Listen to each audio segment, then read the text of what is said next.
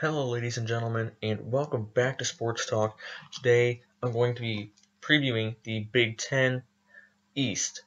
So, to get right into it, in my number 7 spot, I have the Indiana Hoosiers. They have returning quarterback Nate Sudfeld, the senior who passed for over 1,000 yards last season before his season ended in an injury. I feel like they kind of went downhill after his injury.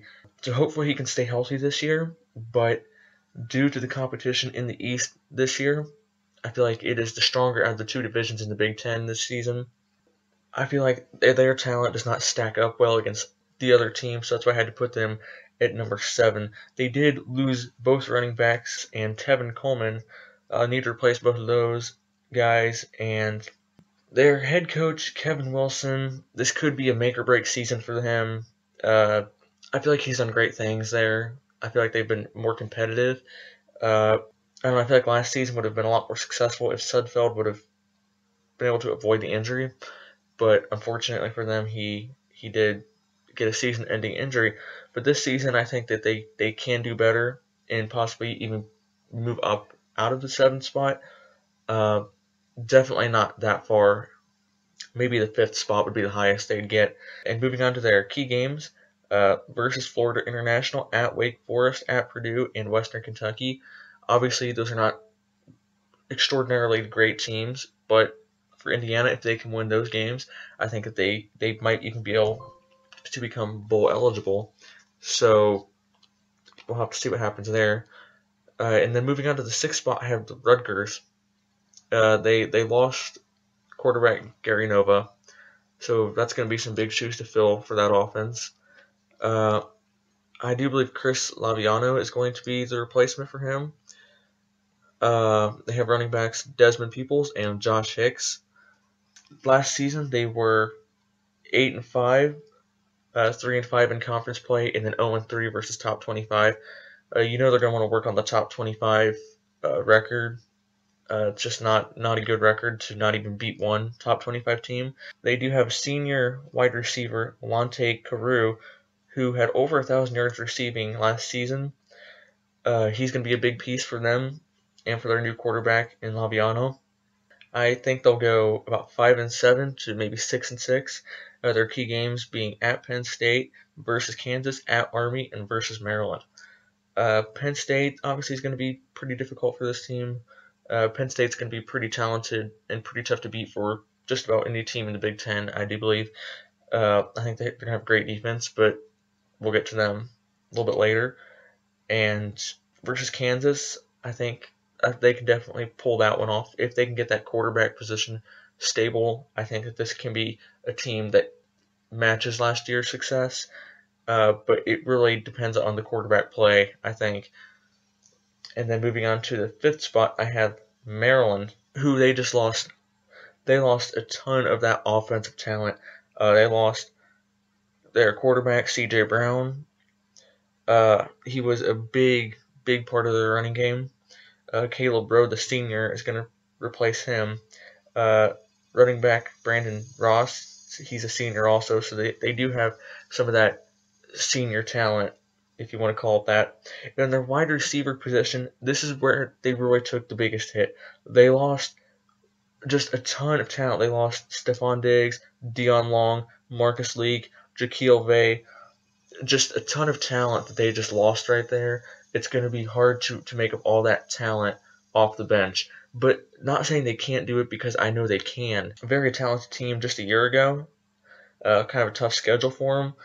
But because of all the talent they lost from the quarterback to the receiver position and the quarterback replacement, I don't know how he will do.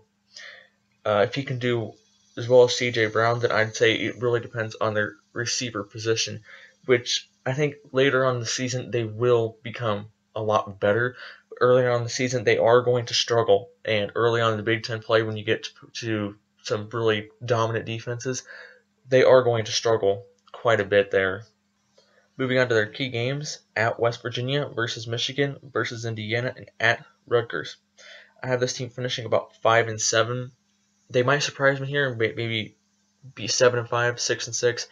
I don't know. I think it's very possible this team becomes bowl eligible. I know they have the talent for it, but like I said earlier with Indiana, the talent in the East this year is it's just a lot of very talented teams, and I think this division has a lot of momentum coming in from last season. So I think it's going to be hard to get out of that position with all losses they had on offense. And coming in at number 4, I have the Michigan Wolverines with first-year head coach Jim Harbaugh. He brings so much confidence to this group. I think they're going to do well. But because of the top 3 teams that I have here, I don't see them reaching into the top 3 because, new head coach, new system coming in. They haven't figured out who their quarterback is. They lost a couple wide receivers also. Key one, Devin Funchess, really big loss for them. But back to the quarterback battle between Shane Morris, Jake Rudock, the transfer from Iowa, two very talented players. Jim Harbaugh, is going to pick the right one. I don't really know who he's going to pick because I've kind of heard he's leaning toward Shane Morris or they're leaning toward Rudock or I don't know. But definitely going to be interesting to see who comes out of that one. They have running back Davion Smith. He's going to have a big year for that offense. And the offense has really been the big struggle for them the last few seasons. Under Brady Hoke, the defense really was not bad. It was actually a relatively solid defense, but the offense could never really, besides the first season, like the past few seasons, they just struggled immensely. It really hurt that team throughout the season. So I think getting a new quarterback in there will help. Devin Gardner was pretty talented, but I think just new coach, new system, new quarterback. I think just the newness of this team is really going to help. But we'll have to see how that goes as far as the quarterback battle goes. They have wide receiver Amara Darboh. He'll have a big year, I'm sure. And last year they were 5-7, just 3-5 in conference play, and also 0-3 in top 25 play. Their defense was 27th overall, averaging only 22.4 points a game. So that kind of just backs up my point that they had very little offense, because to only give up 22.4 points a game, that's not a ton of points, and you just need to have a balanced offense, and they probably could have won and gotten to the postseason, but I think their offense does improve this year. I think defense stays solid, and I have them finishing around 8-4.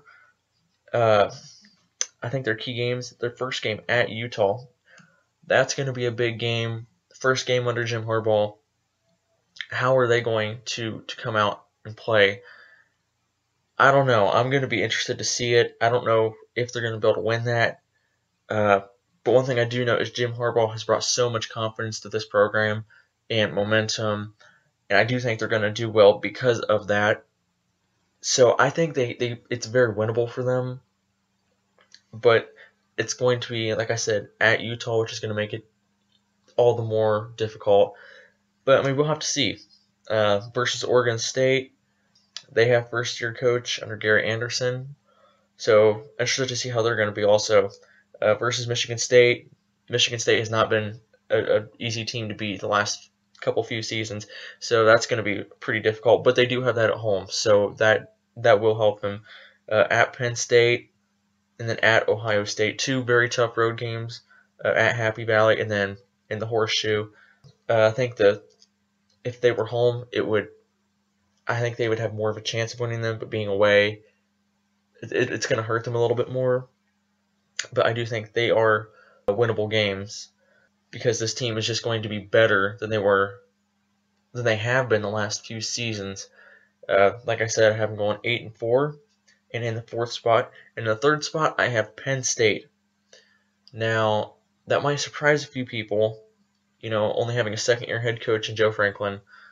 But they have Christian Hackenberg at quarterback, and if he can just limit the turnovers, I feel like he can be one of the best quarterbacks in the country. He can throw it really well. He's not so much of a running quarterback, but he can when he needs to. Uh, like I said, if he can just limit the turnovers, this offense can be dynamic. They lost Bill Belton, but they do have Akeel Lynch, the senior, so I think he'll do very well for this team. Wide receiver Deshaun Hamilton, he got just under 900 yards receiving uh, in 2014. And then Geno Lewis, the senior, they're gonna have big seasons. Uh, I think they were pretty solid last year under Joe Franklin. I think another year, another off season, and just their second year is going to be even better. I think that the offense improves, but the defense doesn't have that much improving to do. They ranked 7th overall a season ago, averaging only 18.6 a game against points against. So it doesn't get too much better than that, 7th overall. So you really can't complain about the defense too much. Their struggles really came with the offense, I feel. Uh, I have this team going 9-3 to 10-2. Very, very good year for Penn State this season. I feel. Uh, I keep going back to it. But I think Joe Franklin is doing good things there. He brought a lot of confidence to them, being the bowl ban lifted up off them. That just gave them all the more reason to play real hard, and I think that that's paying off for them. And coming off of last season, the way they ended last season was very solid. They had a lot of confidence, and I don't see them backsliding here. I think they do better, and with each season, I think they're just going to continue to get better and really be fierce competition for that Big Ten East in a year or two. Uh, key games at Ohio State versus Maryland versus Michigan and at Michigan State. I mean, all winnable games, but the road games are going to be even more difficult. But versus Maryland and versus Michigan, I think they're going to beat Maryland. I don't think it's going to be too much of a problem. Uh, Michigan is going to be a little bit more difficult, but I still think they can win that, depending on how they're playing at that point in the season and how Michigan is playing. At Michigan State and at Ohio State, I mean, just two very, very, very talented teams and two very tough road games and two very tough stadiums to play in. In the number 2 position, I have the Michigan State Spartans with senior quarterback Connor Cook. They lost Jeremy Langford, their running back, and Nick Hill, so that's going to be a big hole in that offense that they need to fill. And they also lost their star wide receiver Tony Lippett, who had over 1,000 receiving yards last season, and Keith Mumphrey. So a lot of holes to fill as far as running back and receivers go, but I do think that Mark D'Antoni has done a fantastic job the last few seasons, and I don't see any reason to think that they're going to have a bad season or any worse season than they had last season.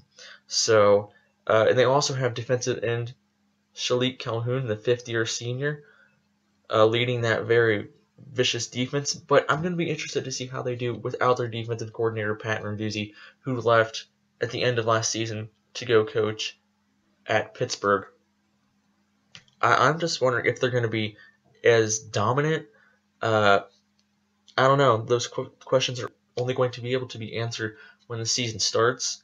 Mark D'Antonio's kind of got a defensive mind, so I think that they will be good. I don't think they're going to do as well. We'll see. They were 22nd in points against last season, averaging 21.5 a game. Key games versus Oregon, at Michigan, at Nebraska, at Ohio State, versus Penn State. Now, versus Oregon is going to be a very interesting game for them, a rematch of last season. But after Oregon lost Marcus Mariota and their running back for the season, I don't know. I think that leaves that game wide open to either team can win, but it's at Michigan State, so I don't know. I'm going to give Michigan State an advantage here. At Michigan, never an easy place to play. At Nebraska, at Ohio State versus Penn State. So this team's got kind of a difficult schedule.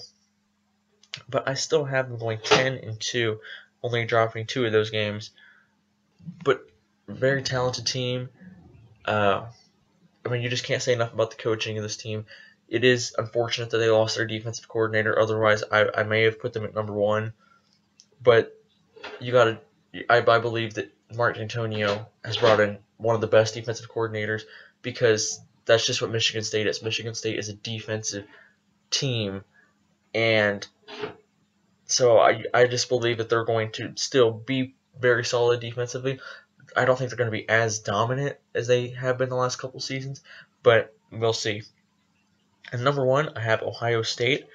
I mean, there's so much to say about this team. I mean, how could you really deny them the number one spot in the East with all the talent that they have? I'm just going to go through and talk about a little bit of the talent they have. The quarterback battle between Cardale Jones and JT Barrett. How much can you say about these two quarterbacks? Nobody expected them to even be a championship team last season after Braxton Miller went down. And then JT Barrett just kind of led them through the season and then got injured against Michigan. And then everyone kind of counted him out in the Big Ten title game. And then here comes Cardale Jones and just blows everyone away in his 3 games that he plays, and they win the national title. So, I mean, obviously you can't go wrong with this decision. And Urban Meyer being arguably one of the best coaches in college football right now, you know he's going to pick the right choice. And then running back Ezekiel Elliott, who was just a total talent. I mean, I'm so excited to see this team this year and how they improved on the offseason. I mean, Elliott is definitely in the Heisman talk. He is arguably the best running back in the country. I mean, he's just excellent. And you go to the wide receiver position, you have Jalen Marshall, Corey Smith, Braxton Miller, Dontre Wilson. The one word that comes to mind when I think of that receiving corps is fast. Urban Meyer has built that receiving corps for speed, and it's going to be so deadly this season. I do believe all 5 of the offensive linemen return. So you have last season, almost the entire group from last season. I think Ohio State lost 4 players to the draft, but other than that, I mean, the whole team is almost back. And on defensively, you have defensive end Joey Bosa, who is just a total beast. Adolphus Washington on that defensive line also. Linebacker Darren Lee, cornerback Eli Apple, safety Von Bell. So much talent. Oh, and Tyvis Powell, another safety. So how much? I mean, there's so much you can say about the talent this team has. Arguably a front runner to be a national title favorite again because they're so talented and they have so much depth at every position. So I mean, you really can't say enough about this team and the coaching job that the coaches have done. I definitely think they're going to win the Big Ten East unless something terrible goes wrong as far as maybe injuries or something. But some key games for this team versus Michigan State, versus Penn State, and at Michigan. Those are really the only games I can see them possibly dropping. Obviously, week 1 at Virginia Tech is not going to be the easiest game, especially with suspensions coming to Joey Bosa, Jalen Marshall, and Dontre Wilson, 3 big keys of this team. But I think they have so much depth they will get over and they will beat Virginia Tech. Versus Michigan State, versus Penn State, and at Michigan. The good thing about those 3 games is 2 of the 3 are home. And the one road game is going to come against a team with a first-year head coach and a rebuilding program. So I have them going down maybe 11-1 to maybe even 12-0. There's the talent and the depth that this team has. I don't know if there's really any team, especially in the Big Ten, that can really compete with the talent this team has. But, I guess we'll have to wait and find out and see. So, yeah, those are my picks for the Big Ten East this season. Thank you guys so much for watching. If you enjoy this, like and subscribe, and I will see you all in the next preview. This is Sports Talk, heading out.